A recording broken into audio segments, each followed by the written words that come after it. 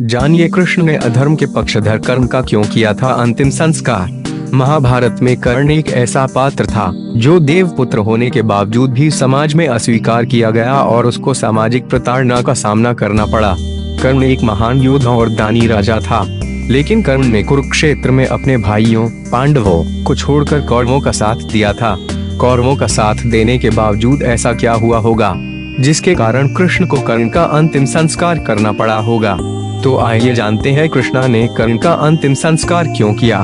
कर्ण कुंती और सूर्य का पुत्र था। कुंती ने कर्ण को अविवाहित होते हुए जन्म दिया था। कर्ण का पालन एक रथ सारथी ने किया था, जिसके कारण कर्ण सूत पुत्र कहा जाता था। अविवाहित माता से जन्म और रथ सारथी के पालन के कारण कर्ण को समाज में ना तो सम्मान मिला और ना अपना अधिकार मिला।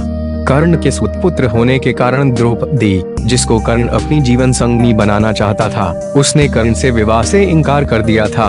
इन सब कारणों से ही कर्ण पांडवों से नफरत करता था और कुरुक्षेत्र युद्ध में कौरवों का साथ दिया था।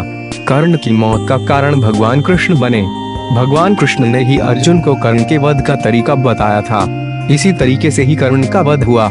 कर्ण एक दानवीर राजा होने के कारण भगवान कृष्ण ने कर्ण के अंतिम समय में उसकी परीक्षा ली और कर्ण से दान मांगा। तब कर्ण ने दान में अपने सोने के दांत तोड़कर भगवान कृष्ण को अर्पण कर दिए। कर्ण की इस दानवीरता से प्रसन्न न होकर भगवान कृष्ण ने कर्ण को वरदान मांगने को कहा।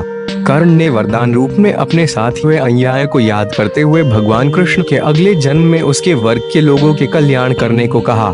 दूसरे वरदान रूप में भगवान कृष्ण का जन्म अपने राज्य लेने को मांगा और तीसरे वरदान के रूप में अपना अंतिम संस्कार ऐसा कोई करे जो पाप मुक्त हो। कर्ण को वरदान देते हुए भगवान कृष्ण ने सारे वरदान स्वीकार कर लिए, परंतु तीसरे वरदान से भगवान कृष्ण दुविधा में आ गए और ऐसी जगह सोचने लगे जहां पाप ना हुआ हो।